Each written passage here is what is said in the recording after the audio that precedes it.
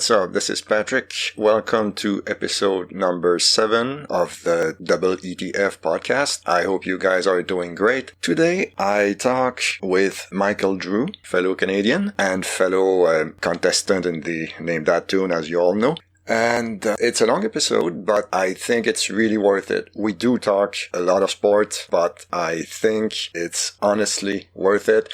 Don't let that bother you. We branch towards other topics like traveling and, watching sports in other countries. I hope you enjoy. If you have any comments, drop me a line on Twitter at EETFpod. And yeah, that's it. So enjoy, and I will talk to you soon. Thanks.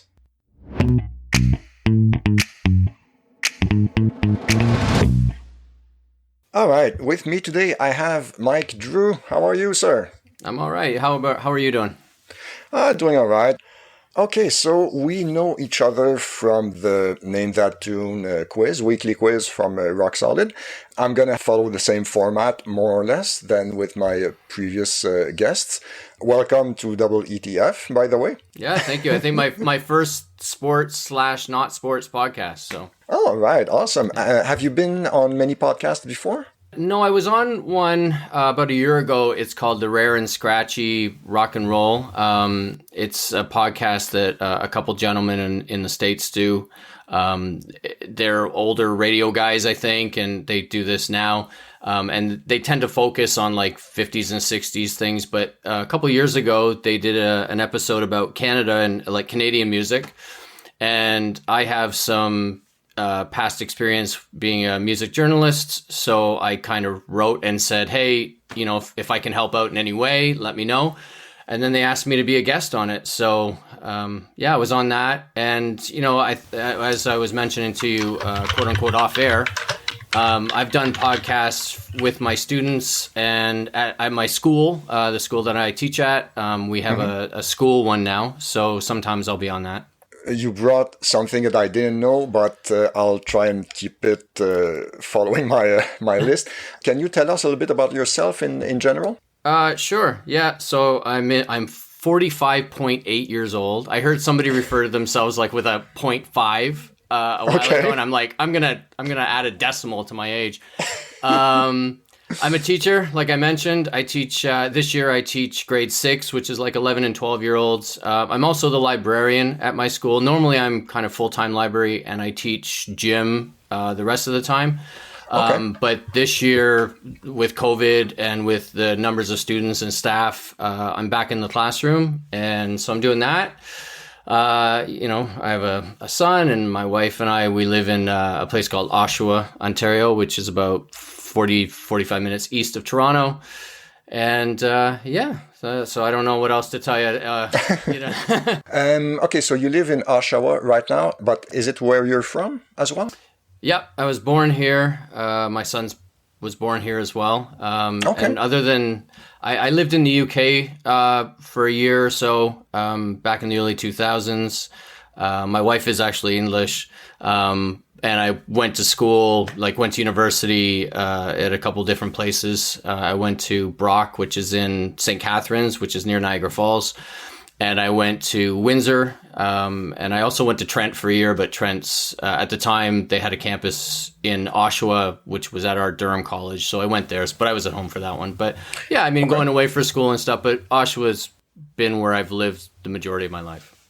Okay, and did you meet your wife in the UK or here? No. So this is a fun story. A lot of people know this one. So I went to Windsor to go to what we call Teachers College, and you get your Bachelor of Education. And I lived in a house with 5-6 other people, and a couple of us were teachers. And we started to meet other people that we were at school with, and we met this guy who had said, hey, I've met this girl and she's awesome. And I had a friend that had come down to visit me, and her brother went to Michigan State. So she said, can I come down and stay at your place? And then I'm going to go see my brother. And I said, yeah, absolutely. Well, she got down there and there was this huge snowstorm. So we called, everybody had actually gone home except for me and this guy that we also went to school with. And he said, well, do you mind if I bring my girlfriend out with me? And I said, yeah, no problem. And I said, I actually have a friend down. So we all went out. And my wife and I got along better than he and her did. Not that I like stole him from him right there or anything. At the end of the year, they kind of broke up because she was over here on exchange, and so she was heading home, and he was going back to, I think he was from Toronto. I can't even remember, to be honest with you. She was going back to Toronto, or sorry, he was going back to Toronto. She was going home, but actually I had plans to go to England in September. And I said, hey, you know, if you want to get together or something, let me know. And not really realizing where she lived and where I'd be. We're not that close. But she's like, yeah, okay. And then, you know, we kept in touch. But actually, right after I came home, I got a phone call once, and it was her. And she said, I've come to stay with my friend in Toronto. Do you want to meet? So we all went out and hung around and got together a couple times. And like I said, just kind of kept in touch. And, you know, it is what it is. History's, you know, we got together, and so she lived here and I lived there, and then we came back here, and we've been here for, I think 18 years now. So. Okay, you were going to the UK, you mentioned. Which part of the UK? So I have family that lived in Watford, which is just kind of north of London. And that's where I was going to go. And I actually have family that lived in Glasgow, and I was actually going to go up there. And then my wife's from a place called Derby, which is in the Midlands. It's kind of 2 hours north of London, 2 hours south of Manchester. The joke is that London thinks that she's a northerner, and Manx from Manchester thinks she's a southerner. So, you know. She can't win. She can't win. So, yeah, so I hit like Derby on the way back from Glasgow, because I started in London and went up to Glasgow and came back, and that's kind of where things happened, and you know, the rest is history. So wow. And is Derby a big city? Derby's about the same size as Oshawa, actually, and it's funny because Oshawa used to be, and is kind of, again, there's been some news there, is an automotive town because we have a big GM plant which closed, and Oshawa was always known as the city that motivates Canada. Yeah, and then it closed 2 years ago, and then actually within the last couple of months, they've said that they're going to open the plant up again, and they're going to make trucks there again. But Derby is about the same size, it's about 150,000 people, and that's where Rolls-Royce is. So they were making Rolls in Derby. So it was like I moved from one auto town to another. That's kind of my deal. So that's cool. Yeah, that's awesome. And okay, you mentioned working as a librarian before. Okay, so you still are, but you mentioned something else a few seconds before that really piqued my interest. You used to be a music journalist as well? Yeah, I needed a way to support, like, you know, back when we were younger and you had to buy all your music from, you know, record stores and stuff. It was an expensive habit to maintain. So yes. I had to kind of think of a way to, how am I going to get CDs and stuff? And because, you know, I'm a poor student and I'm broke. So what happened was when I went to Brock, I saw that there were music reviews in the back of the university newspaper. So I walked in and I thought, well, that's what I'm going to do. That's no problem. So I walked into the newspaper office like the first week and I said, you know, I want to write for the music column. And they're like, yeah, you and 100 other people, man, like to the back of the line. So they said to me, well, if you're serious, they said, well, we need somebody to cover the women's rugby game on Saturday. And I love rugby now, but at the time I had no idea I knew what rugby was, but I didn't know the rules or anything like that. So I said, sure. And I got there and I just watched these women pummel each other for 80 minutes, but they were so polite. Like they'd hit each other and then the ref would yell at them and they go, yes, sir, no, sir. And I'm like, what is going on? It was crazy. And thankfully, one of my roommates was friends with somebody on the team, and she kind of gave me a rundown at the end. And then I wrote this article. I did a couple more sports ones, and then that eventually led to the university paper. And then during that, I met a guy in Toronto named Tim Henderson, Metal Tim, and Tim Henderson had a zine called Brave Words and Bloody Knuckles, and Brave Words went on to become BraveWords.com. Okay. But one of the guys that was also writing for this zine was a guy named Martin Popoff, and Martin is the one who wrote the book that was given away as the prize yesterday on Name That Tune. Oh, wow. So, okay. Yeah, Martin's like the king of rock and metal journalism. I mean, the guy's unbelievable. But yeah, him and Tim kind of took me under their wing, and then I ended up writing for them, and then that led to other gigs, and I got to interview all these artists that I love and got free CDs and concert tickets over the years, and it was amazing. But as you get older and priorities start to change and time becomes a little more less, I kind of had to give it up. And so yeah, I did it about, I'd say, 8 or 9 years, and it was a lot of fun, but you weren't going to make a living off it unless you were Martin or unless you were Tim or, some others. But it was a lot of fun. And especially nowadays, being a journalist is probably even more difficult than it used to be in those days, Yeah, I mean, it was funny because Martin, I told this story on another podcast, but Martin came to see me. I was at Brock, and I think he was going to a gig in Buffalo or something, and he gave me a list of all these contacts he had made, and this is like 95 or maybe 96, and it had all these email addresses, and one of the name was Rick Rubin. He had Rick Rubin's email, and I was like, should I email him? So I did.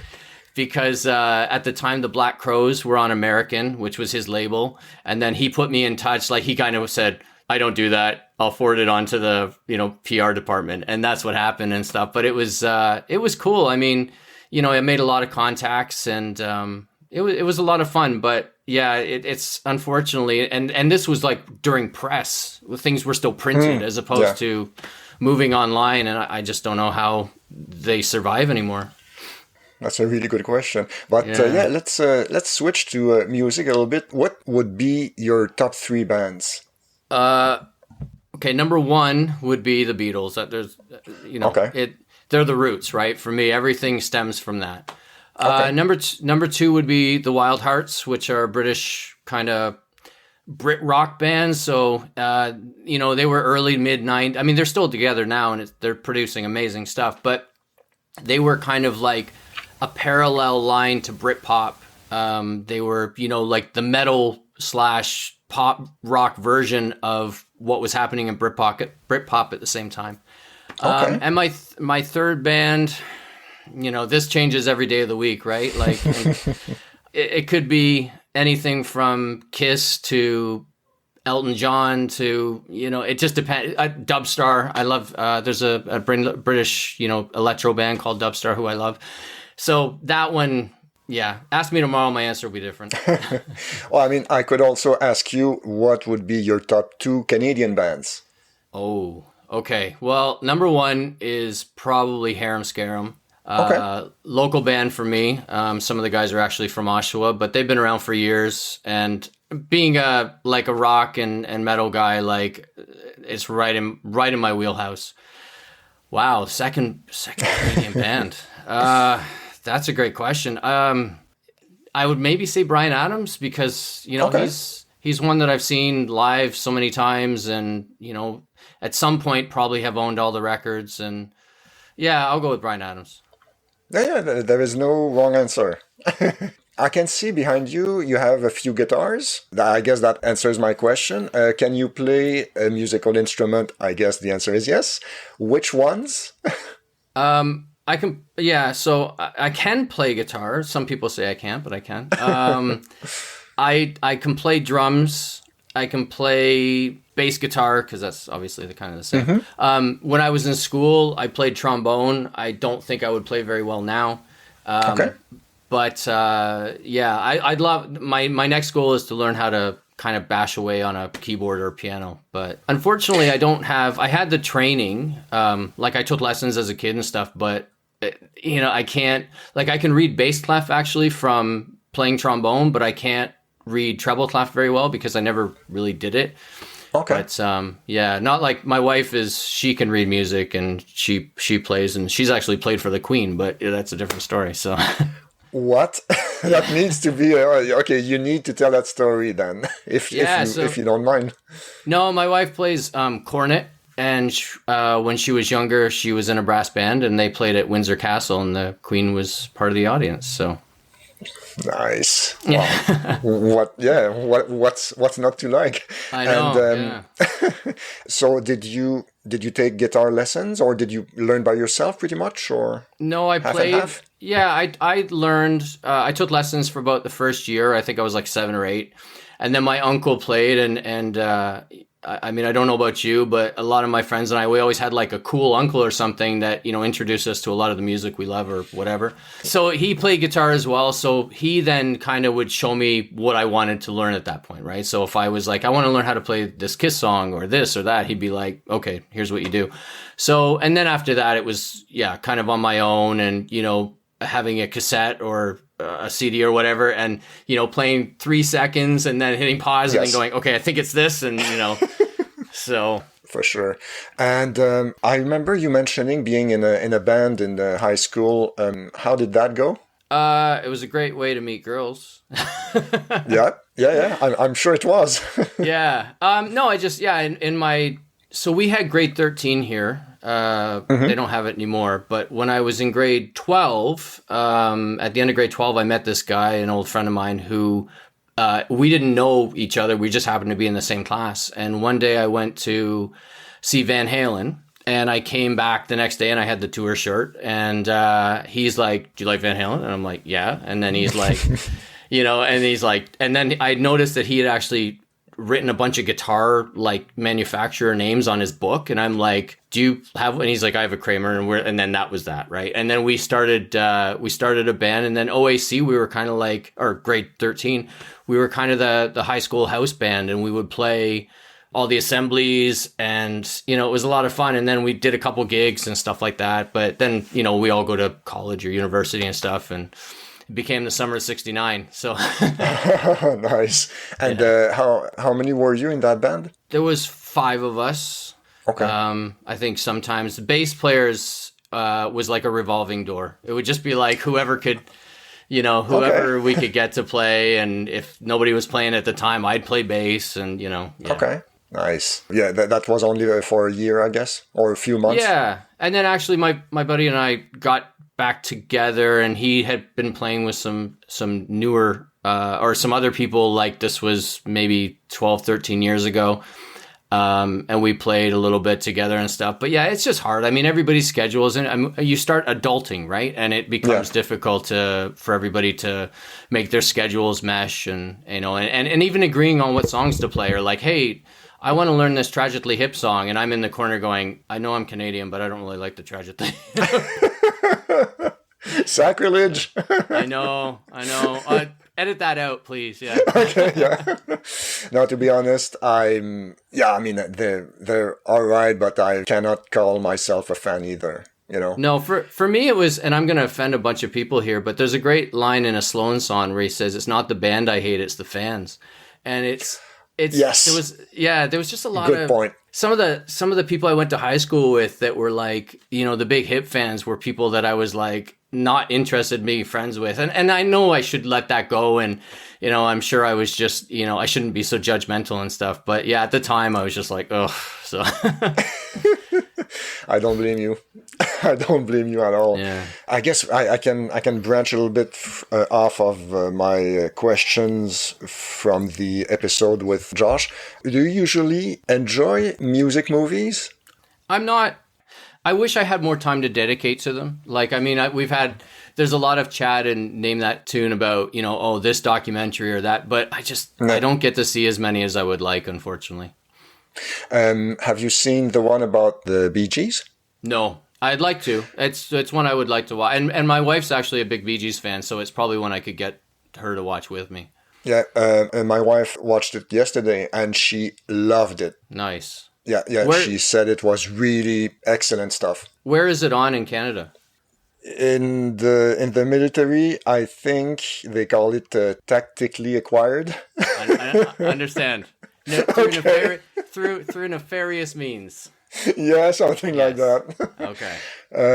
It's a good question, though. I'm sure you could pick it up on iTunes, probably, or Apple Music now it's called, but...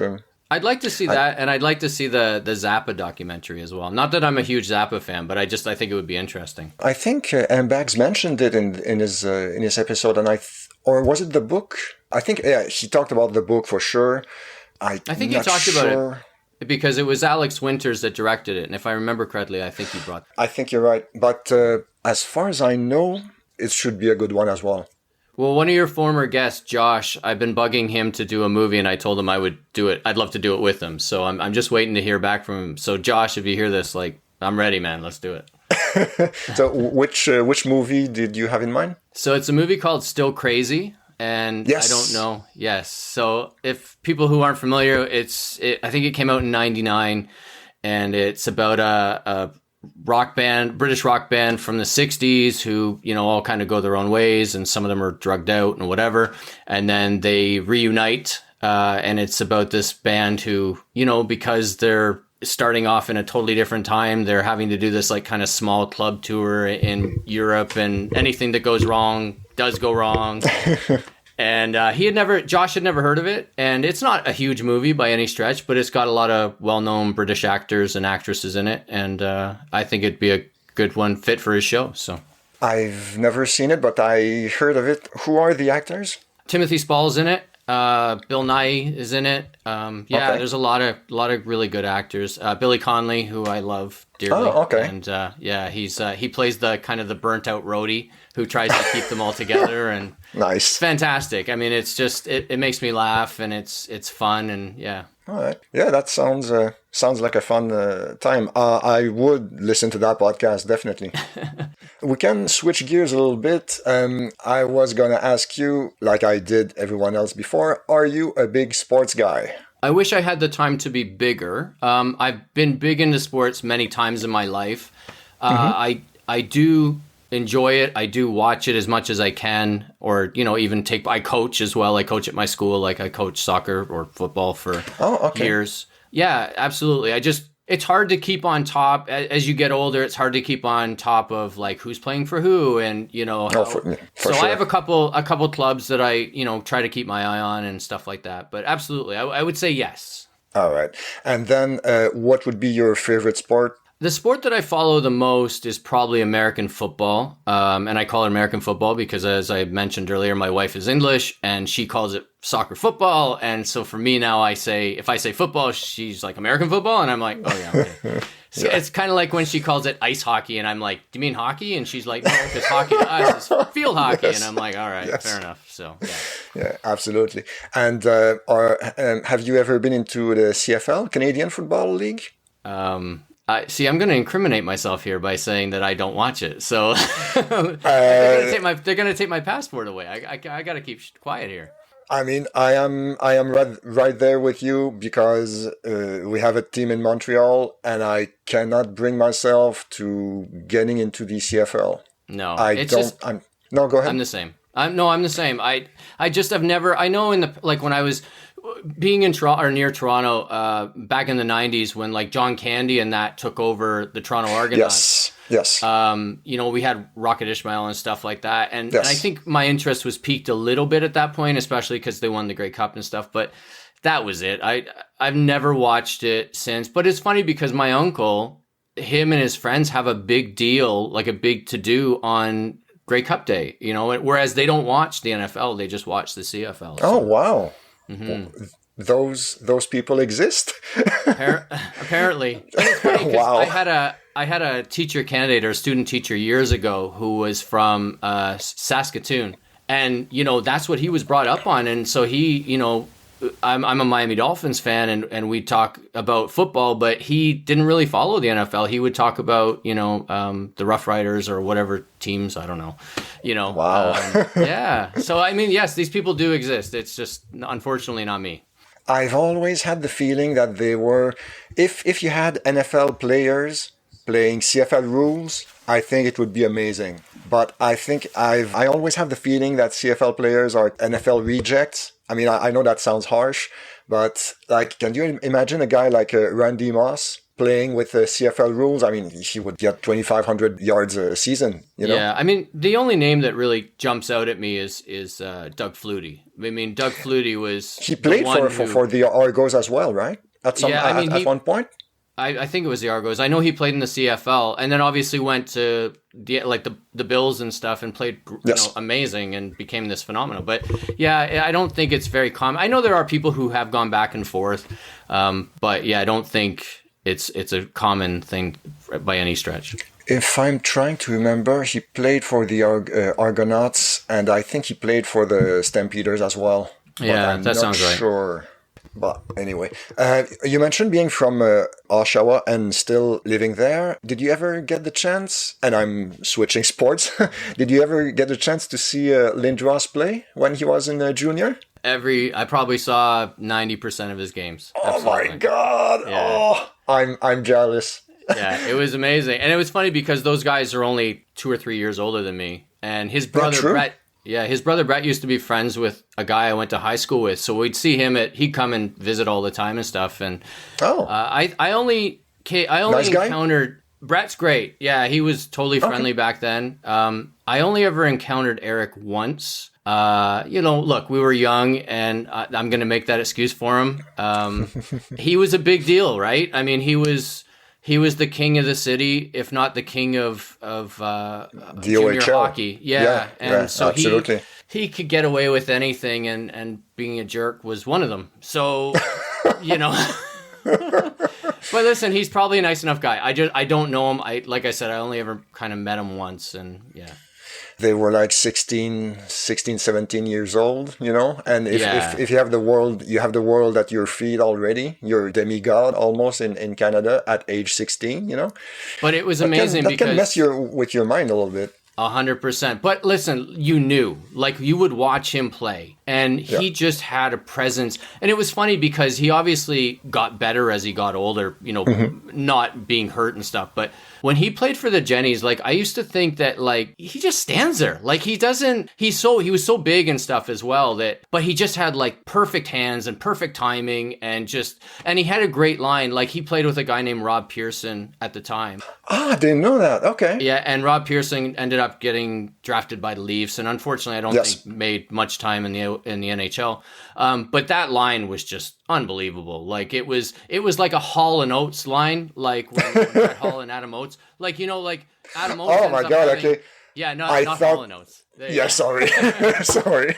But like Brett Hull was always an amazing player, but when he had Adam Oates there as well, he was an amazing player. And it was the same with Lindros. Like when he had like the Rob Pearson with him and that line, like it was unbelievable. Yeah. And for those who are still listening, and who are not big sports fans, the thing is, Lindros was back then. He was like 6'4", 225. Yeah, and back then it was unheard of almost, Mm-hmm. And he could go around you, he could go through you, he could fight. He wasn't afraid of anyone. He was unstoppable. He was. It was crazy, amazing. and we all kind of waited, excitedly to see, because obviously there was the big deal with the Nordiques, and he didn't want to go there, and the way that played out. But yeah, it was incredible being here at that time because. It was the Jennies actually won the Memorial Cup again a couple of years ago, but that team back in the early 90s was, And for anyone who is curious, the Jennies are the Generals. The Generals, yes. Just in case, And full circle, I mean, the reason they're called the Generals is because General Motors was in Oshawa. So. I didn't know that. Yeah, there you go. That's cool. Okay, I had no idea. But the thing is with Lindros and the Nordiques, I'm glad you mentioned it, because for a long time people thought that he didn't want to come play in Quebec City because of the French language factor, and it wasn't true. And back then I knew it wasn't true. It was because he really didn't like the owner back then, Marcel Aubu, and he was on a French TV program last year, I think, and he confirmed that it was indeed because of Aubu. He didn't like the guy. He thought he was, sketchy at best. And I agreed with that sentiment back then. But it also turns out that maybe 2 or 3 years ago, we learned that, in the Me Too movement and all that, we learned that Aubu was kind of a sex pest. I didn't know that. So one of those people. And it kind of it redeemed Lindros's image with Quebecers, I'd say. Right. Well, it's funny And because, I mean, being in the came middle full of it, circle in that way as well. yeah, being in the middle of it and, you know, being in the town and everybody claims to know him, right? Oh, I know him or so-and-so, right?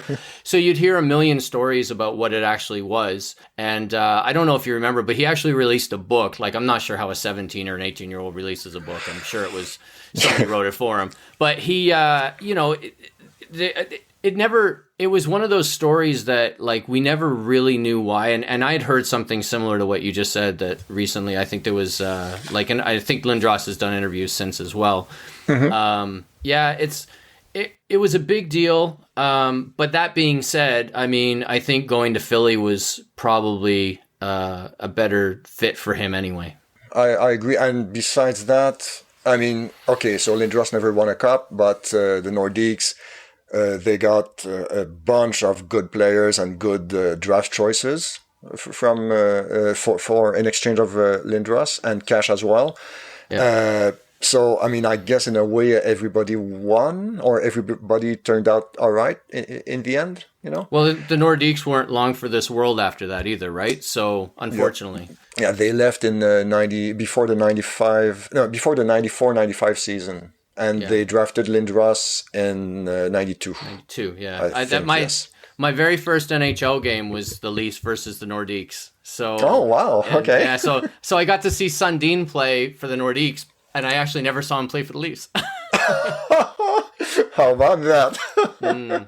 So the Leafs would be your favorite NHL team then? Yeah, I mean, I try to be the local guy, right? Like, I try to support the local team. I listen, as much as I'm a Miami Dolphins fan, really the local team for me is the Bills, and it's unfortunate they're in the same conference, but you know, I like the Bills as well. But yeah, I'm a Leafs fan and have been since I was probably born, you know. Okay, and you were never interested in switching to the Senators when they came back? No, and it's funny because, you know, in sports, as we know, like, there's all these rivalries, right? Like, there's the Leafs and the Montreal Canadiens, and there's the Yankees, and, you know, and all these teams that supposedly hate each other. I've never looked at sports that way. I mean, for me, it's I'm a fan of the game. I'm a fan of the players and their abilities.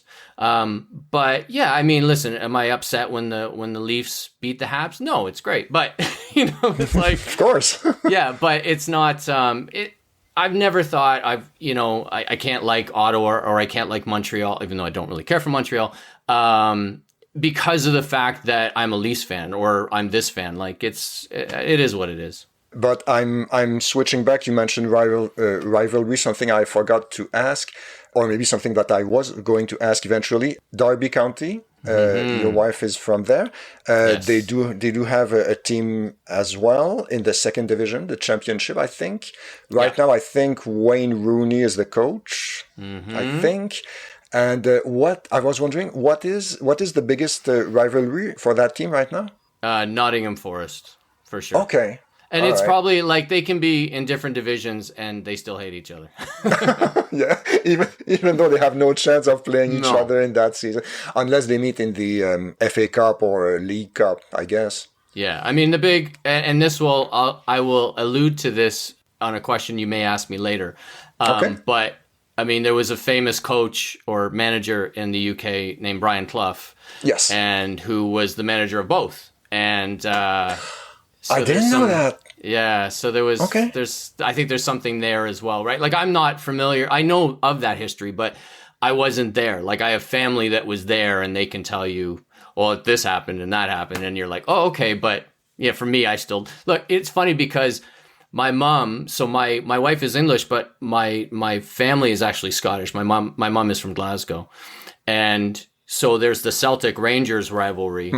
Yes. And it's funny because our friend Jeff, shout out to Jeff, in Name That Tune, he's got family in Scotland as well. And he and I were talking one day about the whole Celtic Rangers dynamic. And, you know, my grandfather always tried to steer me away from, like, don't hate them because they wear blue. Like, it doesn't matter. They're just, you know, they're just fans of that team. You're fans of this team. It is what it is.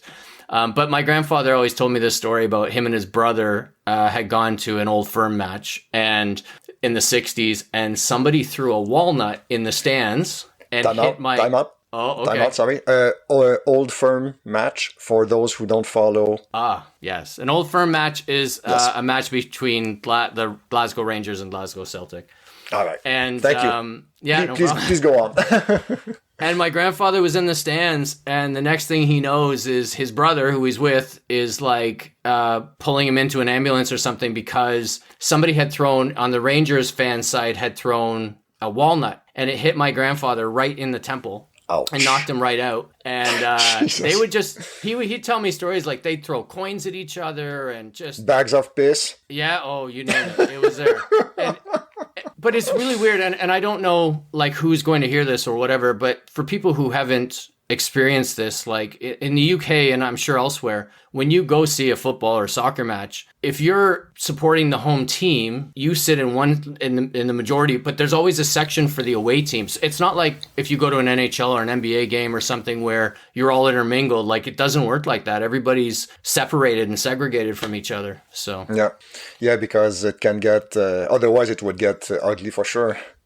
for sure. It's not as bad as it used to be, but hooligans are almost extinct now, or maybe they morphed into something else, something more subtle, maybe.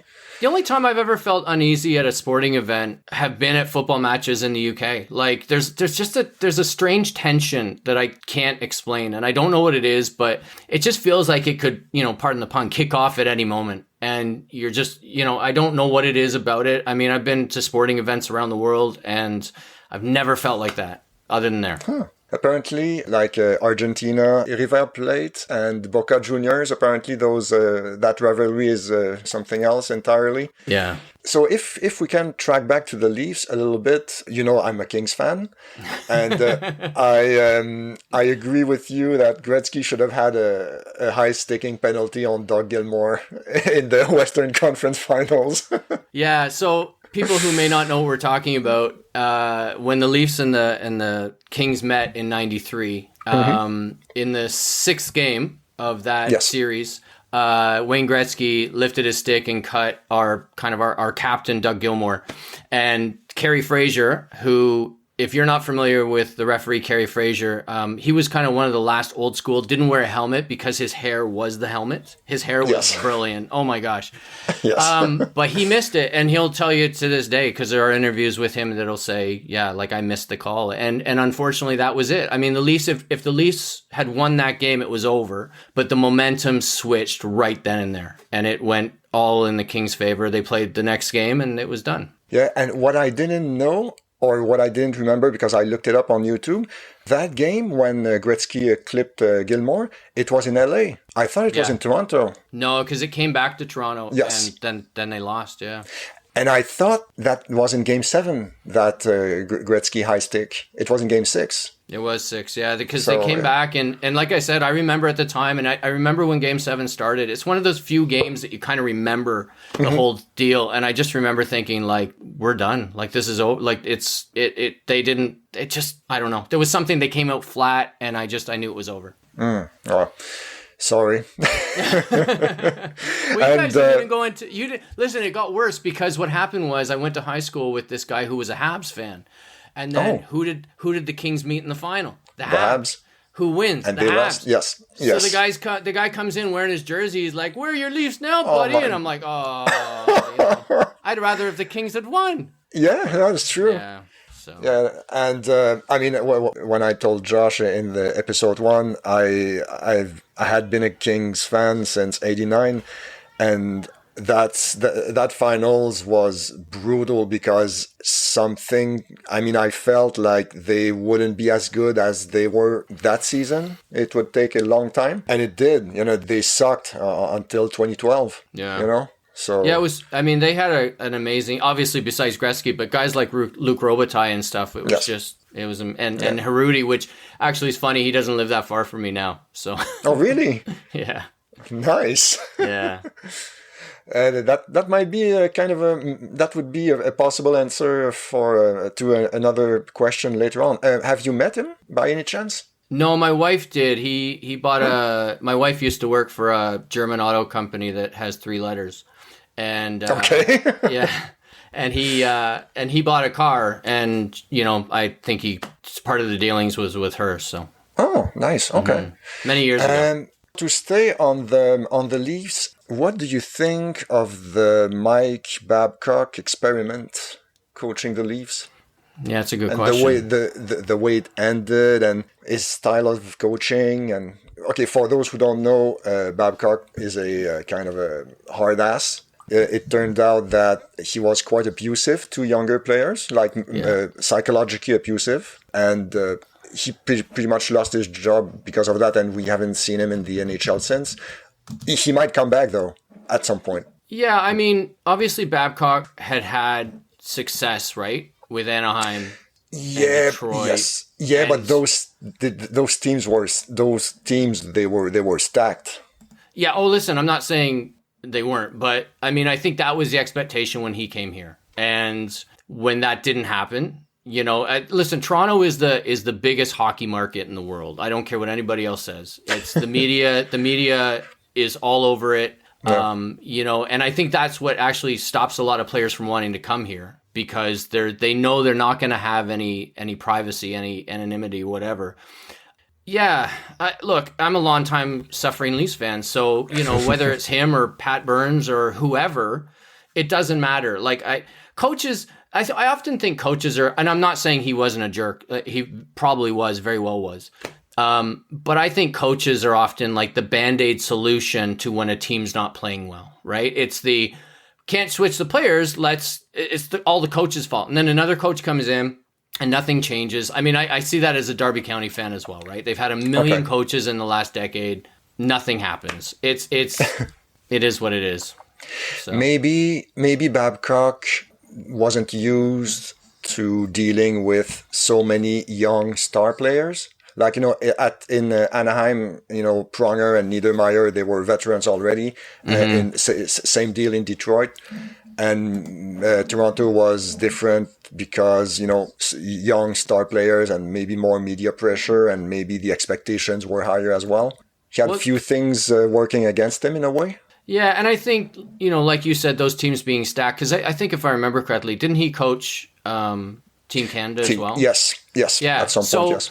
Like he's used to success, and he comes, and now he's being scrutinized under a microscope. I'm not saying he wasn't a jerk, but and then he's not getting it, right? And there's always the bar. I don't think any team in the NHL has the bar set as high as the Leafs do by their fans and by Right now, yeah, probably. Yeah. Oh, probably even in the last, I'd say in the last 20 years, especially, just waiting for something to happen. It's funny because I mentioned that my mom is Scottish, right? And moved here in the 60s, the late 60s. So her and her family, my mom's side of the family, immigrated here in 67. My grandfather comes over. This is long before the internet, kids. So there was no access to, watching Celtic play on TV or whatever, even hearing the score for a few days, right? Until you got the paper and it was in the next day or the day after. And all his friends that he became friends with at work and whatever, like, you should start watching hockey. He's like, no, he talking about. And then he, eventually did. But that was the last year they won the cup. And, that's whatever, 63 years ago now. Yes, something like that, yeah. 53 years ago, sorry. And they just can't, the expectation is always so high, and so when we came so close with the 93 team, obviously that was a huge, disappointment. So a guy like Babcock comes in because they think, hey, he's had success and he's going to turn the team around. But like I said, I think when a coach or a manager gets fired, it's like a Band-Aid solution. It's like, it's pulling off a Band-Aid over a bullet hole. It's just, there's bigger problems, and whatever that is, with the Leafs, it's been many, unfortunately, over the last however many years. I don't know. I don't think that style of coaching really works well anymore nowadays. No, I think, I don't know. You know what? It's funny. I find I had a student teacher, a teacher candidate a few years ago, and she played university hockey. Okay. And her best friend's roommate was Phil Kessel's sister. Wow. When she played in wherever school she was in the States. But so the hockey community is very small. Once you're in it, even at a university level or OHL, you start to meet people and hear stories and stuff like that. But she told me, and I can't remember exactly who it was, and I wouldn't say it if I did, but she said that one time she told me this story where her and a bunch of them got invited to this cottage that this young player had played or had bought, and he was like an NHL star now. But he was only like 23, 24, but obviously he's a multimillionaire. And they go to this guy's cottage, and the guy's mom called the cottage. And the guy starts yelling at his mom on the phone saying like, but you told me you'd be here bringing me my stuff. And I'm like, and she's like, this guy's 24. Like he's acting like a 12-year-old. And I think it sometimes, unfortunately, like I think a lot of the players, and not all of them by any stretch, but a lot of the players like kind of get coddled, right? So you got a guy like Babcock who comes in and he's a hard guy and he's not putting up with that stuff. And they're like, you know, and some of them are fine, they adapt, but then some of them just like turtle and they don't know what to do. Yeah. So, or they tune him out, you know, yeah. And then eventually the coach pays for it with his job, you know.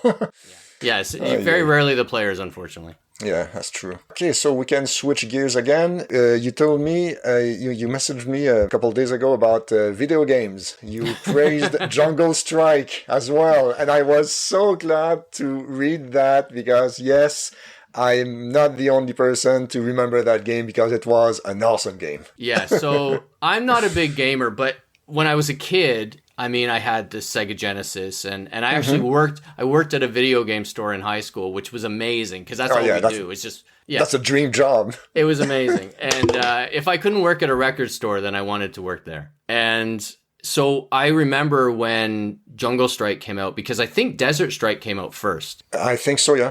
Yeah, and Desert Strike was like this. So it was made by EA, Electronic Arts, who were kind of known for the NHL series and the FIFA series and Madden and stuff. But they brought this game out, Desert Strike, which was basically came out to cash in on Desert Storm, right? And it was, yeah, that's true. Yes. So it came out and you were this chopper and you went and, you know, tried to rescue people, but also like shot things and whatever. And yeah, it was just this fun game that it was really... At that point, I don't really remember any games like it, but I remember my friend Dan and I in high school, like, you know, we're 15 or whatever, 16, and we had a convenience store where you could rent like 3 games for $5 for the weekend or something.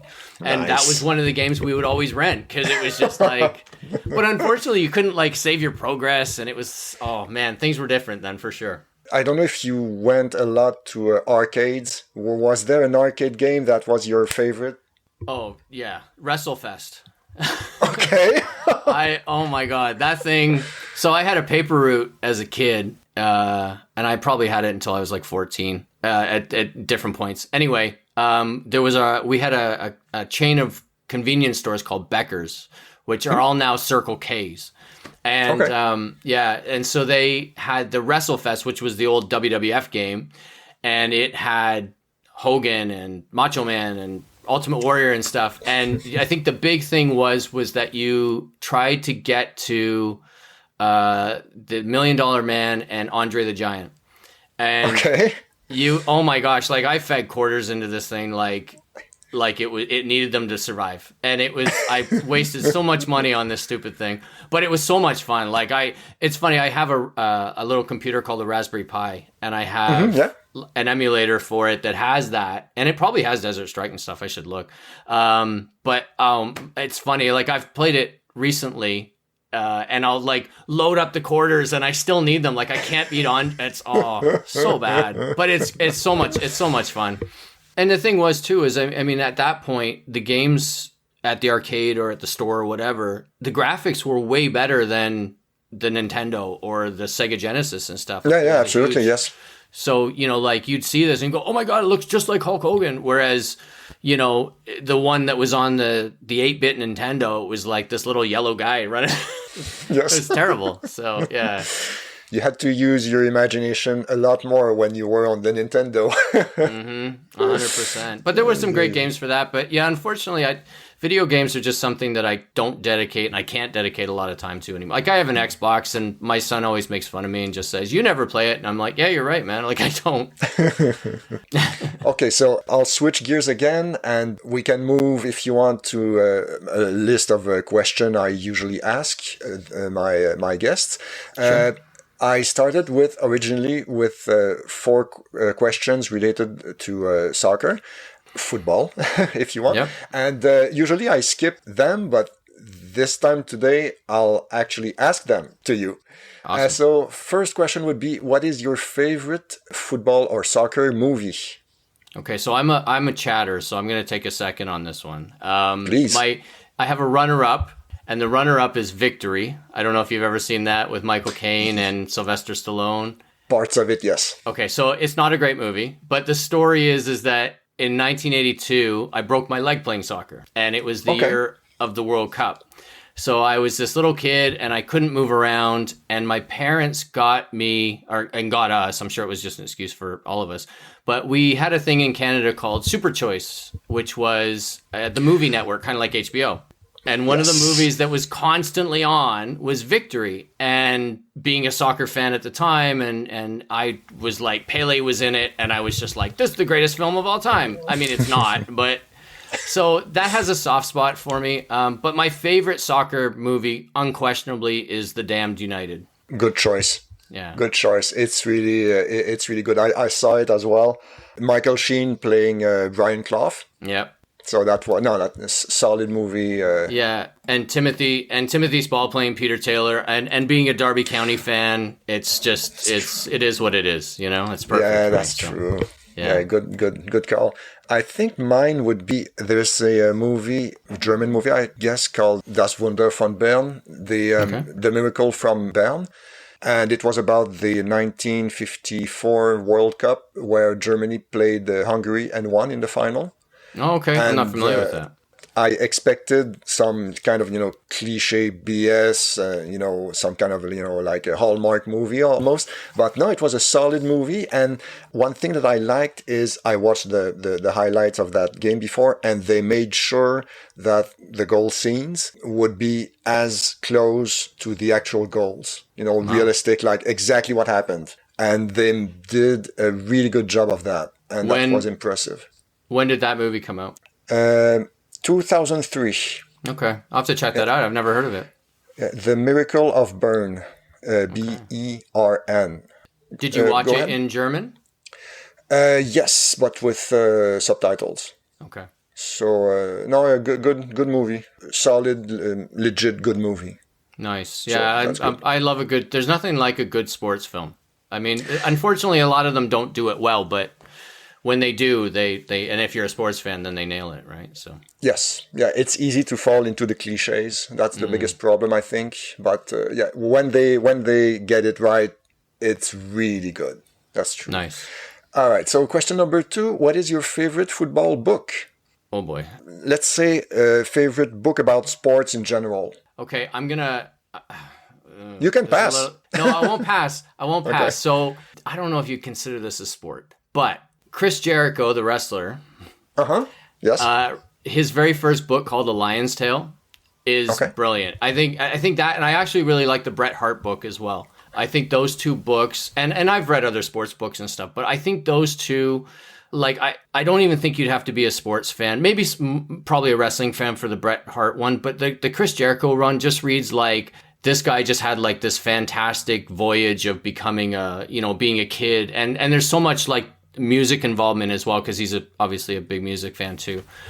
So I would say that I don't know if that's what you're looking for, because I don't necessarily know if it's a true sport, but that's a great book. Number 3, what is your earliest memory of a soccer game? Well, I would probably say the 82 World Cup. Okay. I remember, so in Oshawa, there's a big Italian population.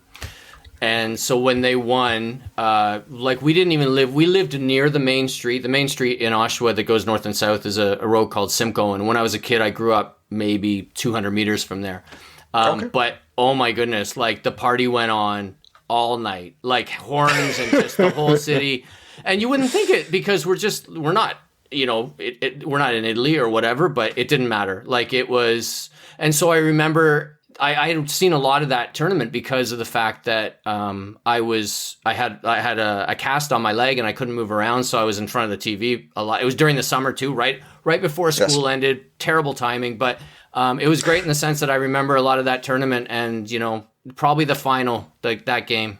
Yeah, I remember it too because it was against Germany, and I was a Germany fan already then, and they lost 3-1, I think. I think that's right. Yeah. Yeah. Well, I will tell you a quick story. That also led to the death of my goldfish. Now. Okay.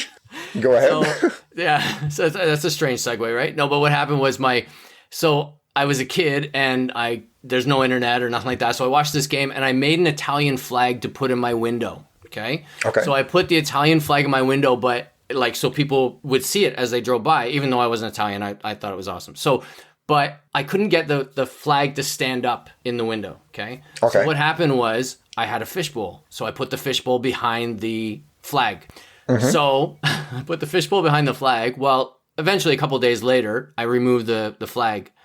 Now my mom takes credit for this, but I often think it was my fault. This was in the summer. And my poor fish got boiled to death because the sun came in through the window. Jesus. Yeah.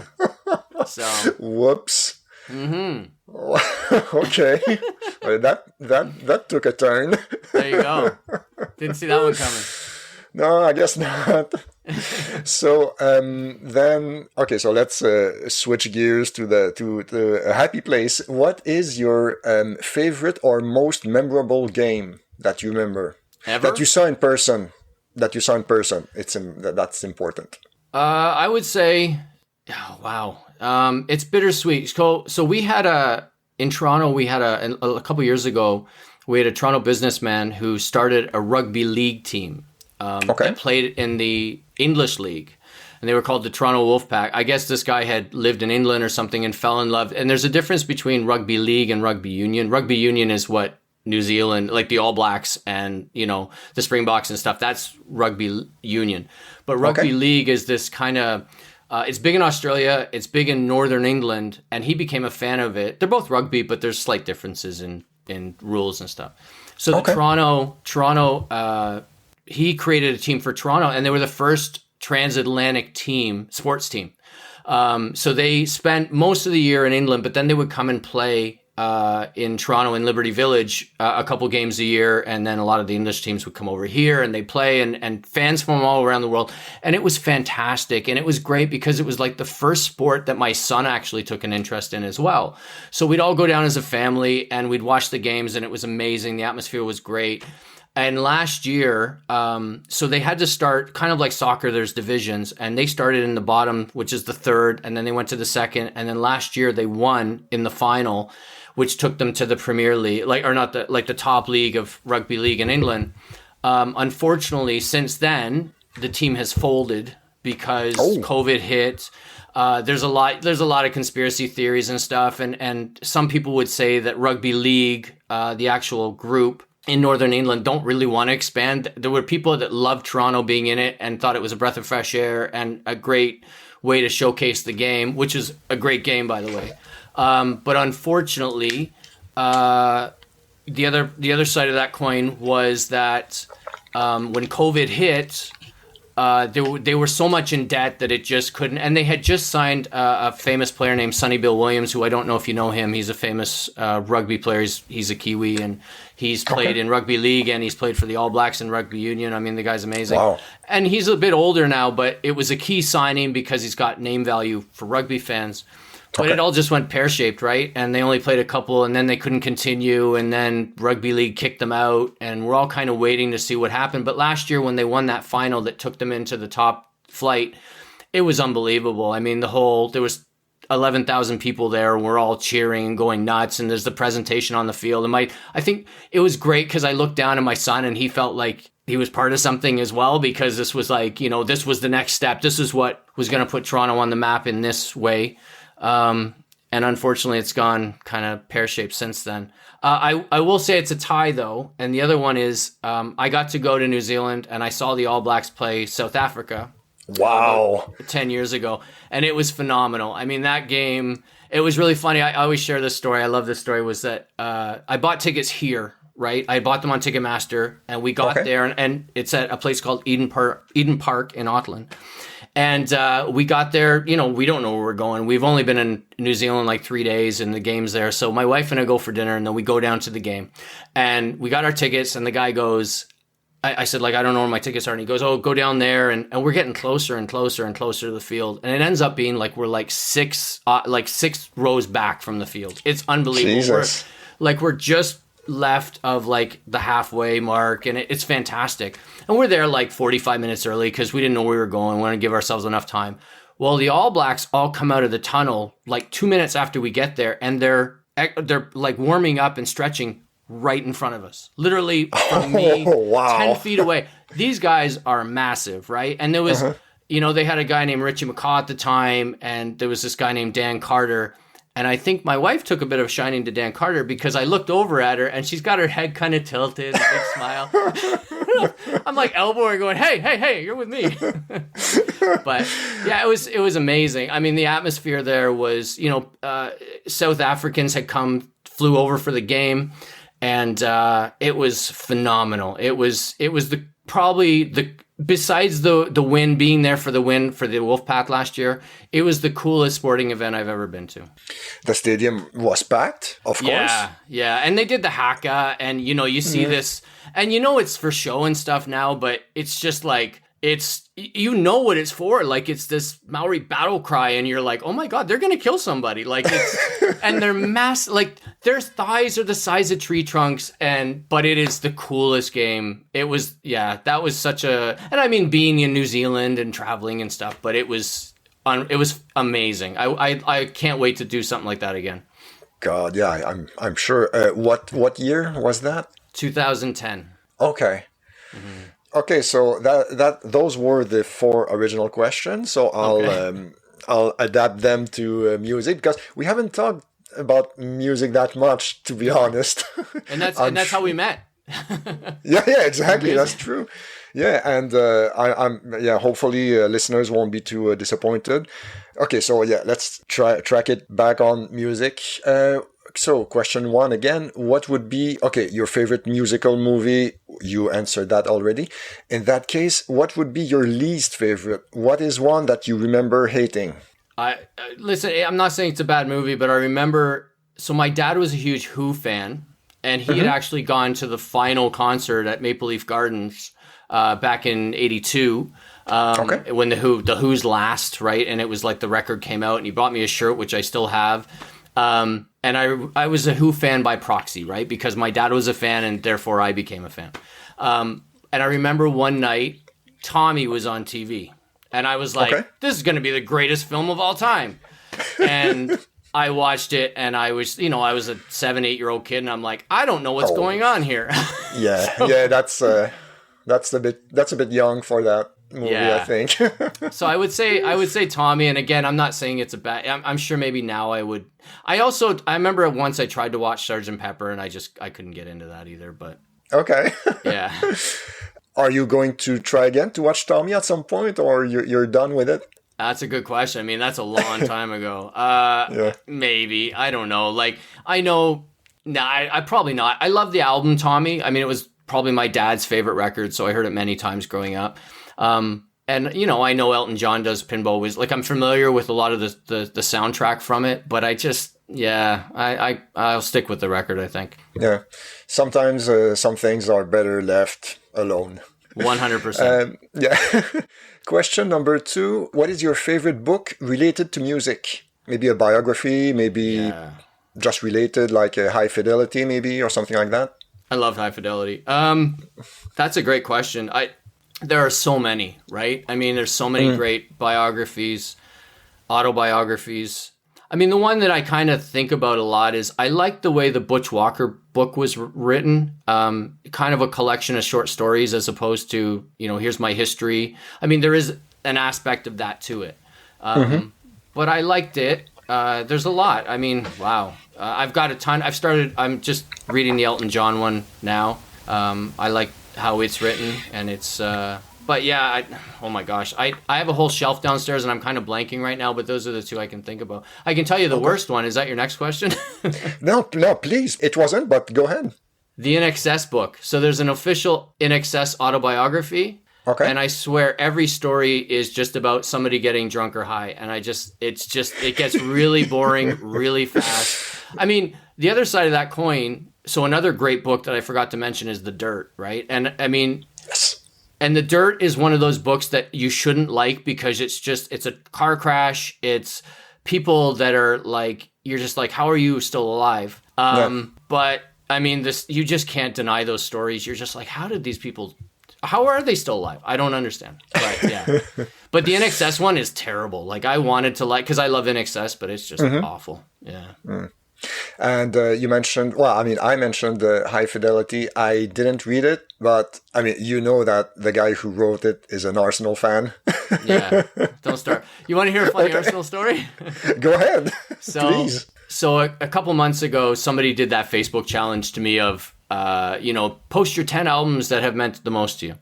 And one of my albums was What's the Story, Morning Glory by Oasis, right? Which I love. Okay, I love yeah. that record. And the very first time I ever went to London, I had to go down, that's Berwick Street in Soho. And I was like, I have to do this, right? And I walked down and you see the record, and there's tons of record stores, or there used to be tons of record stores on that road.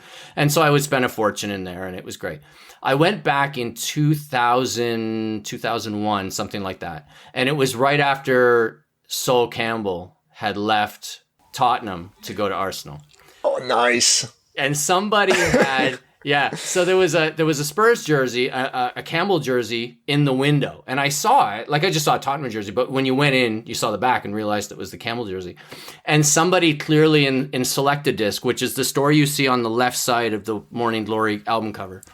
Okay. Somebody clearly in there was a Tottenham fan, because underneath it was like, name your price, like, because they were selling it. It was like, name your price of this Judas Scum jersey. Jesus. Wow. I couldn't help but laugh. Like, I was just like, there are diehards who are just not happy. So no, I can understand for sure. It's like leaving your girlfriend for her sister, right? It's like, no, like, go outside the family. You're fine. Nobody's going to complain. You want to go sign for Everton or Man U? No problem. Yeah. But don't sign for them. And then he did. No. Yeah, he did. And I think they won the league. Is it the following season or something? Yeah, Campbell was a great player. So he made, he took them over the edge. And I think it was the following season that Arsenal won the league. But memories. Okay, question number 3. What was your first concert? Okay, so my very first concert was actually like a Beatles tribute thing at the GM, what would you call it? The Civic here in Oshawa, which is where the Generals used to play. But I don't consider that my first concert. My first concert was actually Bruce Springsteen on the Born in the USA tour in Toronto in 1985. Nice. How old were you? I was 10. And it was, I think, it was the first major concert. It was at Exhibition Stadium, which is where the Blue Jays used to play. And it was, I think, around, and I've looked it up since, I can't remember the number off the top of my head, but I think it was about 35,000 people. And it was amazing. I mean, it set the bar for concerts, right? Because he played for like 3.5 hours. I think it was the only concert I've ever been to that had an intermission. And I remember my dad taking me to the bathroom, and it was all these like drunk, high, big, sweaty guys around me. And I'm like this little kid, and my dad's just got my shoulders, and he's like, go here and go there. And I'm just like, but it was amazing. I mean, that show, I remember parts of it in my mind, and it's just, it was phenomenal. So, yeah. Nice. Well, maybe that's the answer to the next question. What would be your favorite or most memorable concert you went to? Well, I mean, that's up there. There are so many. I've been very lucky, again, to kind of see concerts in different places and stuff like that. I mean, one that really stands out was, and not only, so the drinking age in Ontario was 19. So you really would struggle to go to clubs. If a band was coming that you liked that was playing a club, unless it was an all ages show, which was rare, you had to be 19. And when I turned 19, I think about a month after that, the band King's X played in Toronto. And actually there's a bootleg of it on YouTube. It's amazing. And it's to this day, I don't think I've seen a band that was tighter and just more in sync with each other. And it just blew me away. These guys, unbelievable musicians. And yeah, and it was for the Dogman tour, which is like one of my favorite King's X records. And yeah, unbelievable. Okay. That's interesting because I thought for some reason I would have expected a bigger band, you know? I think it could have also been with a band like King's X, or like I was saying about the Wild Hearts, who I've seen as well. I saw them in England. I think there's like a communal thing that happens, right? Because everybody who's a King's X fan is a King's X fan, right? And you go, it's like being a Rush fan. Like I've seen Rush, and you go, and they're amazing, and it was an amazing show and whatever, but like everybody who's there is because they want to be there. You might see the odd like girlfriend or boyfriend. Yeah, that's been dragged there, right? Yes. And they're like, when are they going to play Closer to the Heart? But, but all the people there are Rush fans, right? I mean, in that kind of the way Gene Simmons in the Rush movies, like it's Rush. It's like, they're there because they're diehards. And King's X, I think, was the same. There were other great shows. Don't get me wrong, like the Bruce Springsteen show, obviously. But yeah, that King's X one, like I can still hear certain things in my head, all these years later. And it's just phenomenal. So, but big shows, I find sometimes big shows, I don't know, I find them a bit, it's easy to kind of get lost in the crowd and not necessarily in that same way of the communal way. And I'd rather see a good band. I'll tell you one I'll just add this really quickly is, I think the last show we went to see, the last show I went to see was actually Bryan Adams, but I saw the band called the Wombats, in Toronto. And Bryan Adams is fantastic. Don't get me wrong. I've seen him several times and he's great every time. And it's a great show. But I saw the Wombats at the end of 2018 at a little theater in Toronto called the Danforth Music Hall, which is a great venue. And it was kind of that thing where all the people there are fans. They sounded phenomenal. They played amazing. And it's just, I miss that. That's what 2020 is missing for me, which I know I'm not alone, but. Yeah. No, yeah, you're absolutely not alone. And I know what you mean. Like you would rather go to a maybe smaller venue when there is a vibe going instead of a bigger, maybe more quote unquote generic. Yeah. Yeah, I mean, like I'm a huge Kiss guy. I love Kiss. I've seen them however many times. And the last time I saw them, I got to take my wife because even though she's not a fan, it's a show, right? And you go and things blow up and Paul flies and whatever, and it's all great. But sometimes, I have seen Kiss where I've kind of walked out going, and I don't know but whereas I think if I saw them in a small club or something, just doing, the no makeup, and I think it would be pretty amazing. But again, it's they're Kiss fans that are there, right? So. Yeah. True. Question number 5. What is your most memorable or favorite brush with fame? It doesn't have to be music related. Oh man, I have so many, but I'll tell you this. I'll go back to the Leafs. Okay. So in 1992, my cousin and his girlfriend came over from Scotland, and I'll never forget, on a Sunday morning, he calls me and he's like, and I won't do the accent. I can, but I won't. He said, do you know a guy named Peter Zezel? And I said, yeah, he played for the Leafs. And he said, we met him at a club last night. And I said, oh. And he said, and he's invited us. At the time, Toronto, this is before the MLS, but Toronto had a team called the Toronto Blizzard. And he has friends that played. So he said, he invited them and he goes, do you want to go? And I'm like, that would be awesome. So we went to this Blizzard game, and we sat with him, and he had friends there and stuff and whatever. But that night, the Leafs had all been given Ford Broncos, I think, and he took us all around the city. And I'm like a 17-year-old kid, and my cousin I think was 23, 24, something like that, and his girlfriend at the same. And he drove us around, and we spent the night with Peter Zezel, whose roommate at the time was Wendell Clark. And, oh my God. Yeah, it was awesome. So he takes us all around and stuff. And then he goes, and this was I think it was August. He says, we're having a practice tomorrow. Just a bunch of guys, a bunch of us are getting together at a place in Toronto. Do you guys want to come down? So we were like, all right. Well, I get there and half the Leafs are there. Lindros is there. I'm sure there's more people. I can't think of it. And I was just like, okay. And I was just blown. I'm a kid, right? Oh my gosh, all these players I watch on TV and they're amazing. So we watch the practice. They're just out there having fun. And he goes, meet me outside afterwards. So we're like, okay, cool. So we go out and we're waiting for him. And all these Leafs are coming out, right? And I'll never forget, the coolest one, though, was Dave Ellett was there. And Dave Ellett came over, and he's, a great defenseman, and we're chatting and stuff. And Ty Domi walked out, right? And he looked, and I kind of looked over, and I glanced, and we made eye contact, and Ty stopped. So Dave Ellett and my cousin and his girlfriend and I are chatting, I don't know, 3-4 minutes. Ty stops. He's waiting. He stopped the entire time.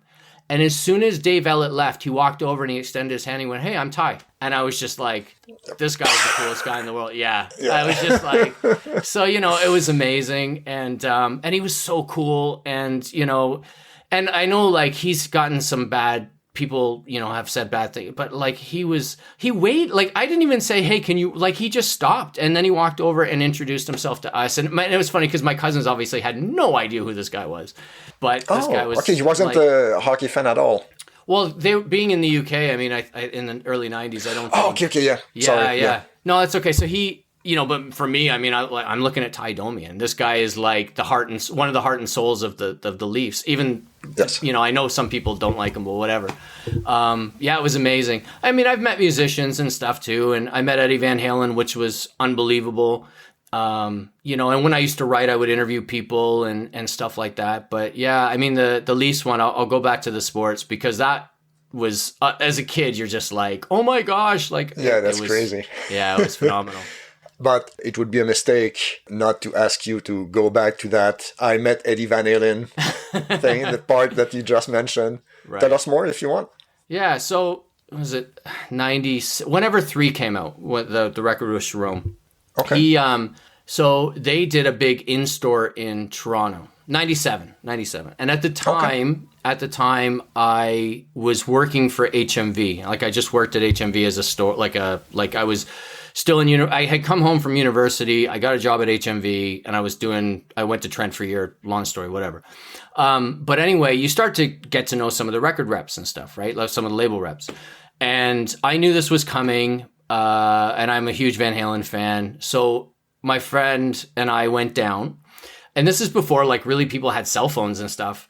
So we get down there, but I knew the label, the Warner rep. And so we're in this really long line, that the old Sam the Record Man on Yonge Street. It's a famous record store. That's where the in-store was. It wrapped around. It kind of went toward Ryerson University and stuff. And I'm like, we're not going to make it. And this guy that I knew, the label rep from Warner at the time, I guess did like a lap just to make sure that he wasn't. And he saw us and he went, "Come here." And my buddy and I were the last 2 that got in. And because of that, it was really nice because we actually got to spend like an extra, literally 60 seconds with Eddie. But we did the table, like they had a table set up and it was, Gary and Michael and Alex. And then Eddie was at the end. And because we were the last 2, like we got to chat to him for a second. My buddy they were only letting you sign like the album at the time, the CD cover or whatever. But we got, my friend was like, "Hey, do you mind signing this too?" And I'm sure he's got it up in his office and whatever. But yeah, it was amazing. And we just chatted. Like, it was the first and only time I've really ever been starstruck. Like, I just was kind of like, I don't know what to say to you. Like, you're so important in the whole in the grand scheme of my life, even though we've never met. Mm-hmm. And it was phenomenal. It was amazing. And then we kind of hung out at the store for a little while and watched things happen. And then they came into Toronto like that summer, and we went and saw them, or I went and saw them with some other people. And, I know Sharon gets a lot of shtick. I was always a big Extreme fan, but that show was phenomenal. I didn't care for the record, but the show was amazing. And but yeah, that was a lot of fun. Nice. Yeah. No, yeah, that's excellent answers, honestly. I still have a bunch if you want, but we can, you remember from the previous episodes, I got my triple Qs, right? Quick and quirky questions. Go. So, okay, question 1. Would you rather speak all languages or play all musical instruments? Languages. Don't even have to think about it. Okay, yeah. It would be so, it would be great for traveling. I'll share it. You're French, so I'll share this story with you really quickly. I know you're going quick, but listen.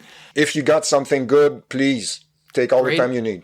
Okay, so grade 9, we had to take French until grade 9. So your first year of high school, you had to have French, right? We're a bilingual country. You had to have it. I was terrible at French. I was, Okay. and it wasn't that I didn't try, but I wasn't very good at it. And anyway, my teacher's name was actually Monsieur Drew. And it took him 3 weeks to realize that we had the same last name.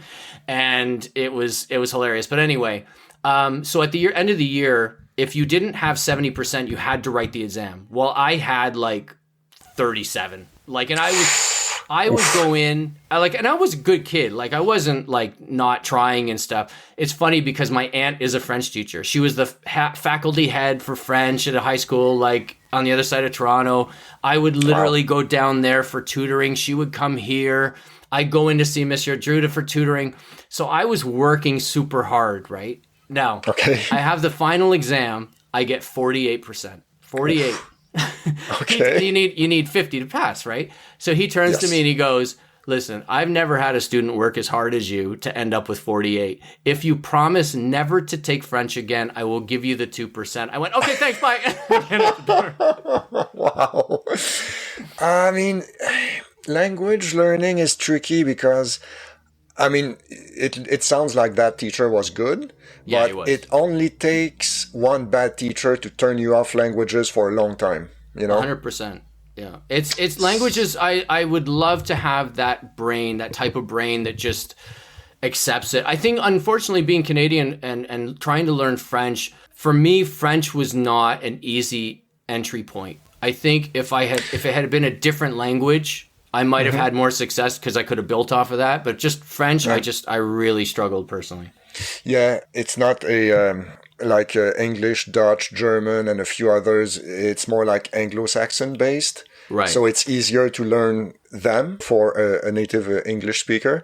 And for me, it would like Italian, Spanish, Portuguese, Romanian, and another one would be easier because there are Latin languages, you know, Romance languages or something. Yeah, I had a Portuguese friend, and he would tell me that he could understand like some Italian and obviously some Spanish, and I'd be like, you know, because there's a lot of intermingling there. But yeah, for me, so. Okay, so question 2. If you could get a ticket to any show or event, past or present, what would you want a ticket to? I'd have to see the Beatles, I think, at some point. I mean, you know, there's the famous Shea Stadium, but I don't think I'd want to go to them because I know like the sound wasn't that great. Maybe for the experience, but I'd love to see it. I'd love to have seen the Beatles at some point. I mean, I don't know how you could top that. That's a good question. I don't know either, to be honest. Question number 3. What is your favorite insect? That's a great question. I'm going to go with an ant, and I'll tell you why. Because when I was a kid, I used to pick them up, and then I would put them in like a Hot Wheels car, and then I'd run them around like they were a passenger. Okay, that's pretty cool. And actually, if I remember, I think John Motford answered the exact same thing. Oh, really? Because I think he had an ant farm when he was a kid. Oh, he did. Yeah, he mentioned that. Yeah. So there you go. The hive mind of librarians is working, you know? I guess, yeah. Question number 4. What scene from a movie scarred you for life? Okay, so I don't know what the movie was called, but I'm gonna set it up really quick. So when I was in grade 7, we went to junior high. We were one of the few junior highs in the city. And at one point they brought the entire school into the gym and they showed us this movie about drug use. It was like one of those, right? But this is back in the 80s, so it was on a projector.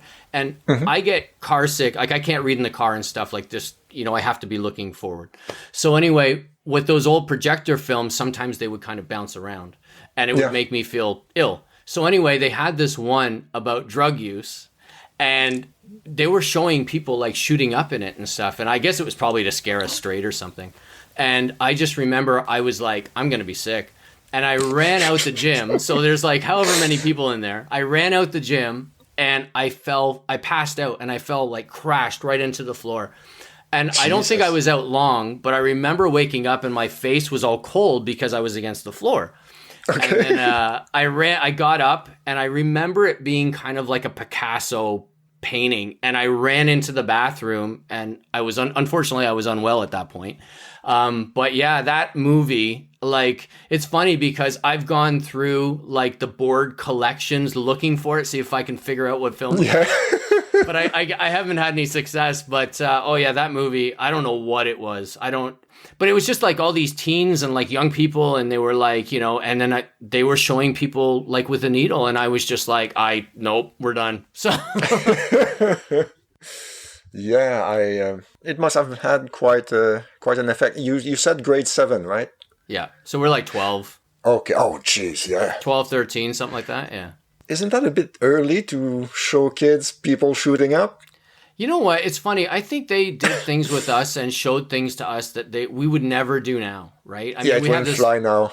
Yeah, we had these like I taught in England, and I'll never forget. I taught this grade 6 class, and we were there, and I had to teach them the miracle of birth. And so this one lady, and I was like this young teacher still, but this one of my mentors at the school says, "Listen, we got this great video. It's a BBC video. Just put it on and then answer any questions at the end." So I'm like, okay, no problem. So I put the video on, and my classroom was on the ground level, and we actually had a door in the classroom that went out to the outside. Anyway, so I put this video on, and it starts off really funny because like there's like you can tell there's a man and a woman laying in bed, and they've got the covers up, and all of a sudden there's movement, and this little kid, maybe 2, gets out of the bed naked as the day's born. He's running down the hall, and all these kids think it's hilarious, right? Oh my gosh, little kid.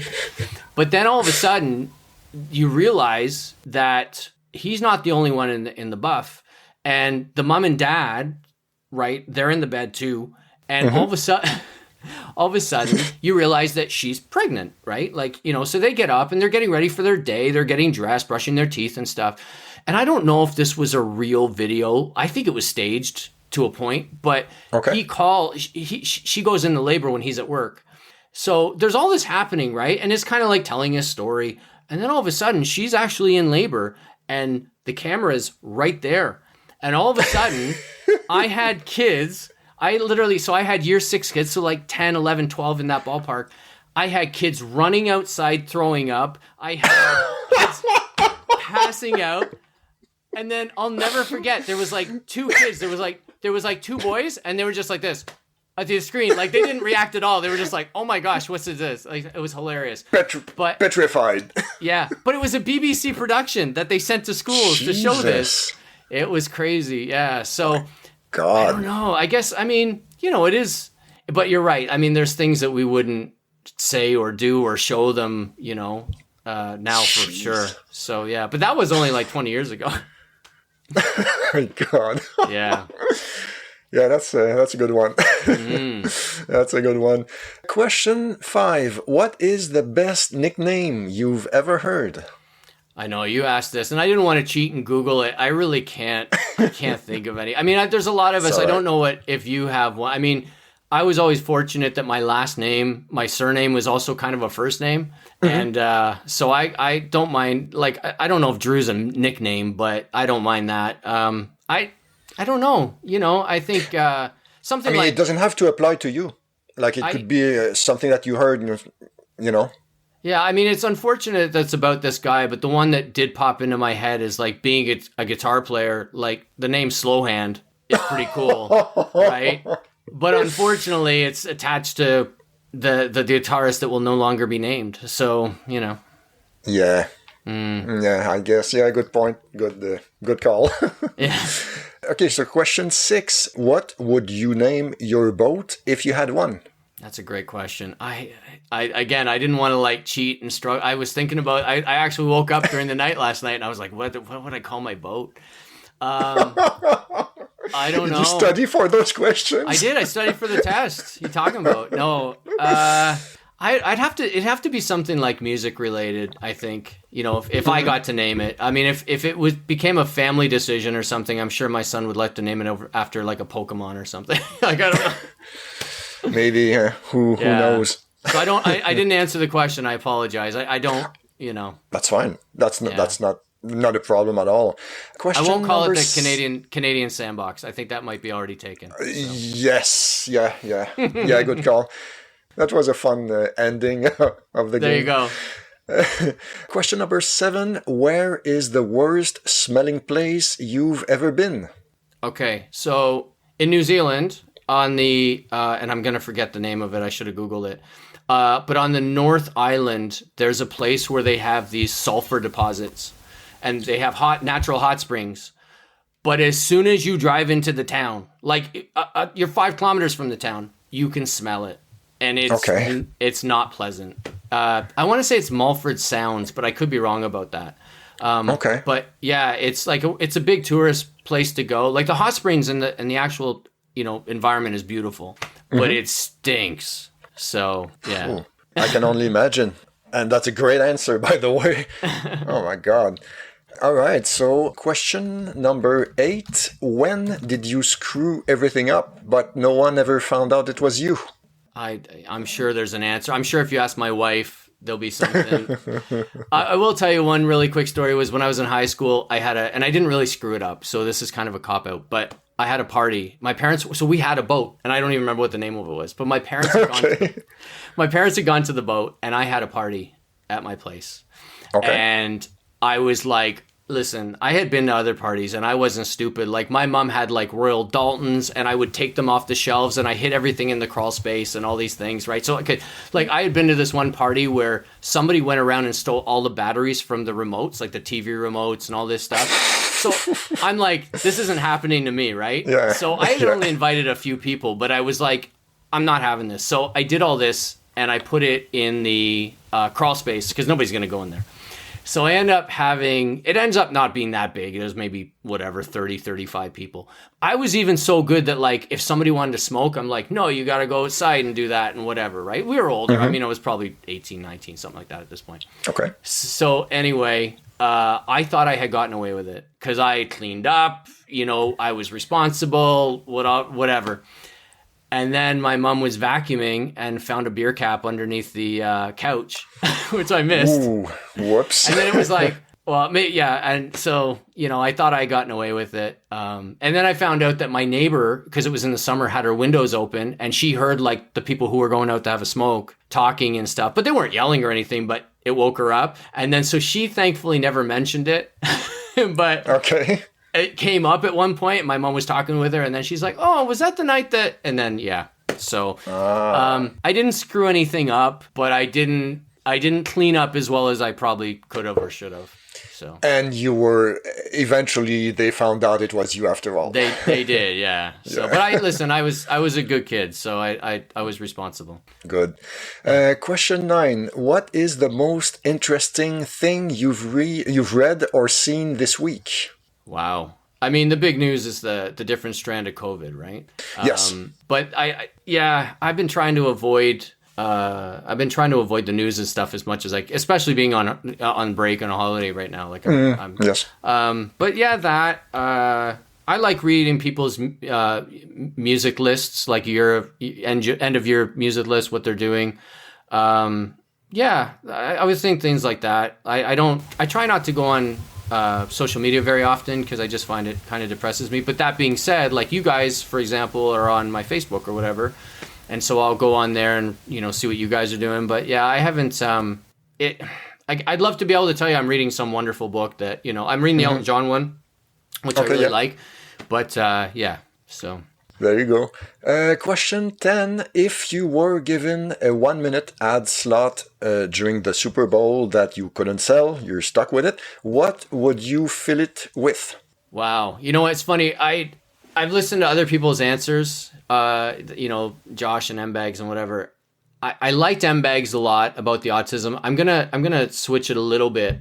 Being a teacher, I work with students of different levels, with different learning disabilities, different mental health issues. I would love to do something about like neurodiversity.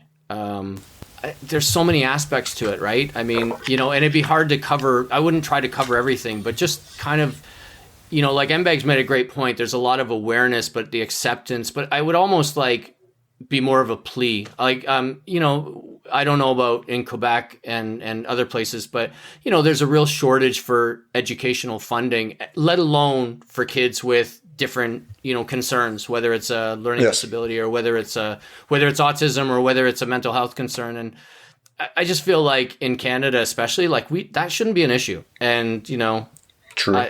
So that would probably be something to do with that. Probably with COVID, we know that this year has been really tough mentally on everyone, and maybe from kids and teenagers and young adults even more, because it adds to the uncertainty of things, you know? Yeah. And I'm guessing that there will be a lot of demand for mental health professionals in the next few years, I guess. You can only imagine, right? I mean, we know that the physical aspect that this is taking on some people, and we know that we don't know the long terms. In 5 years, we will know, right? But we don't know. But I agree with you 100%. The mental health aspect of this, it's not everybody. A lot of people are unbelievably holding it well together. But there are people that are struggling for whatever reasons. Maybe there was already a pre-existing, mental health concern or whatever. But and this is just compounding it, or it could be caused from this, loneliness or what have you. And yeah, it's unfortunate. But I would love to do some. It's so hard because we're not allowed to see people right now. And I did a Zoom call with my family, who's kind of scattered throughout the world yesterday. And it's sad. Like I say this all the time, and I know my mom will probably listen to this, but like I haven't hugged my mom since March, and it's hard on. Like Same. I'll say it that I'm feeling it too. So nobody's alone, but I know some people are suffering much worse. So being a teacher, our politicians here in Ontario are trying to make us believe that that the schools are safe. And I'm not saying they are or aren't, but I will say that, I think there's some misleading going on. That being said, my first week, my mom, especially in the summer when weather was warmer and stuff, my mom would come over to see, my son and her grandson or whatever. And, we'd sit outside and we'd keep our distance. And then when I got back to work, my mom was actually a teacher as well. She's retired, but when she, that first week she called me and she's like, "How'd your week go?" And I said, "Fine." And she's like, "I hope you don't mind, but I'm not going to come over." And I said, "I totally get it." I would feel awful if I, was asymptomatic and spread something to my parents or brought absolutely. It home, So, because everybody reacts, we know that everybody's reaction to this is different. And some people, I know people personally who have had it now, and they really run the gauntlet of, got knocked out big time. And some people who was like, "Yeah, I didn't even know I was sick," So it's and everything in between. Yeah, it's quite scary. I mean, I'm not going to say I'm afraid of it, but I'll do everything I can and then some not to have it, Agreed. It could be one of those long-term deals. It's just like you can have still memory issues 6 months after getting it. It's crazy. I got upset with a colleague who got it. An old colleague doesn't work with us anymore, and I just said, because that person kind of blew it off because they were fine. Thankfully, they were fine, like no problems at all. They said it was like kind of a bad cold, and I said, "You realize, though, that not everybody's like that, because one of the people I know who got it is a younger person, and they got hit really hard. So, I don't know." Well, and I don't mean to leave it on a depressing note, but it's just no. It's just no. It's I know. We are in. Yeah, it is affecting pretty much every aspect of our lives. So it's almost impossible to talk around it. Yeah, are you? And you know what? And this is why I've said it a million times. And I sent out the email and the Christmas cards thing were awesome. When I came in contact with, I think I contacted Pat because he had mentioned it on the podcast a bunch of times on the Rock Solid podcast. I said, how do you play? And then when I met you guys, like I was like, okay, thank God. Like there's and not my family is amazing, and without them, I would have never got through this as well as I did. But it was nice to have something else to kind of look forward to, right? Because like you said, like we're not traveling. There's sports have been, few and far between or what have you. And music's great, but even those releases, some of them started to get put on hold. And like King's X, for example, have a new record done, but they were like, we're going to wait, which I totally understand. Okay. But like meeting you guys, and it was fun. It was something to look forward to. It was like a goal every week. It was like, okay, Saturday we're gonna do this. And listen, I don't blame Dave and Ronnie from taking that win away from me. Yeah, I do. Okay, I'm gonna say it right here. Hot take, folks. I'm Yeah, kidding. there you go. Yeah, but it's fun. I don't play to win. I just play to hang out. I mean, do I want to win? Of course. I've come in second 3 times. I'm like, Oh my God. I gotta get over that hump now. But Wow. but it's just fun. You guys are great, and I'm so glad that I've and hopefully when all this when all this is clear and stuff, like hopefully we'll all be able to somehow meet in. I don't know how that'll work, but that'd be It cool. would I be know. really awesome. Yeah, I'm looking forward to it for sure.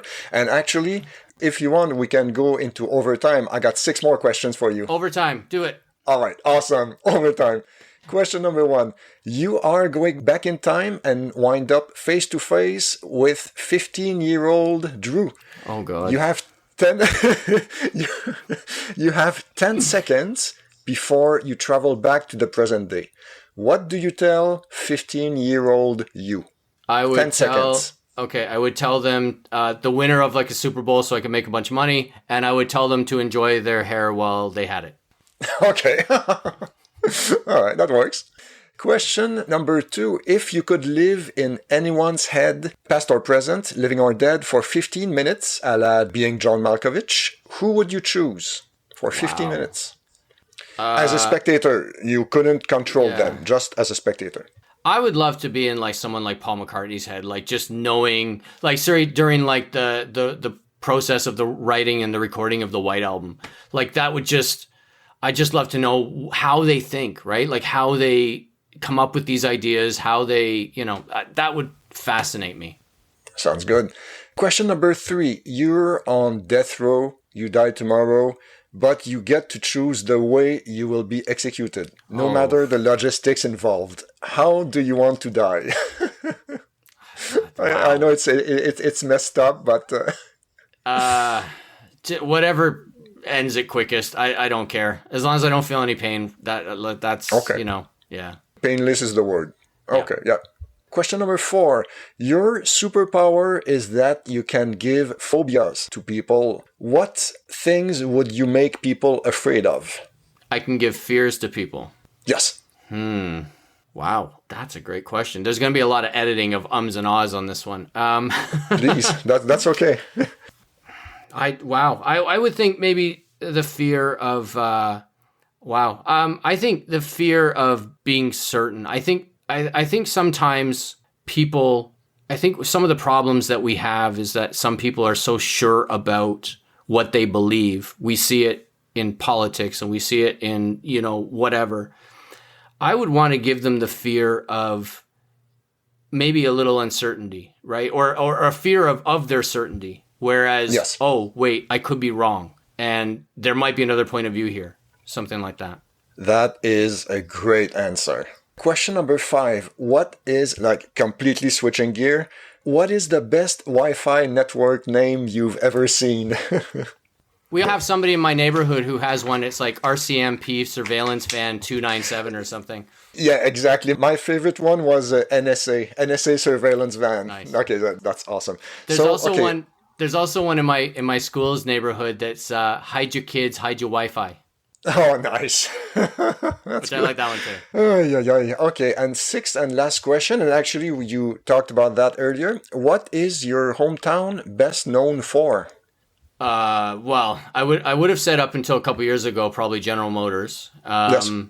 But then they shut it down, and then they actually just reinstalled. We have what they call the truck plant. They make some of the trucks here. I would say that. Obviously having the Oshawa Generals as well. We also had John Kay from Steppenwolf was actually from, he's from kind of like the border of our town and the town beside us, Whitby, before he joined Steppenwolf. And I'm sure there's other things I'm forgetting. Like I know there's tons of hockey players and whatever, but I'll go with the General Motors being in Oshawa probably. That works for me. All right. So, yeah, that's it. I'm done with my questions. Where can we find you online? Probably the easiest place is Twitter, and it's at Mr. D's Class, MRDSCLASS. So for Mr. D's Class. And, the people who know me know how to find me on Facebook as well. So, Mike, I want to thank you for your time. And it was nice to jump between topics, all of them good, I hope. Absolutely. Thanks for having me. No, it's great. I really appreciate you having me on. And like I said, it's been great getting to know yourself and the other people, especially like in the Name That Tune Zoom that we have every week. There's some great characters and great stories to be told for sure. So no, absolutely. Thank you for having me. I appreciate it.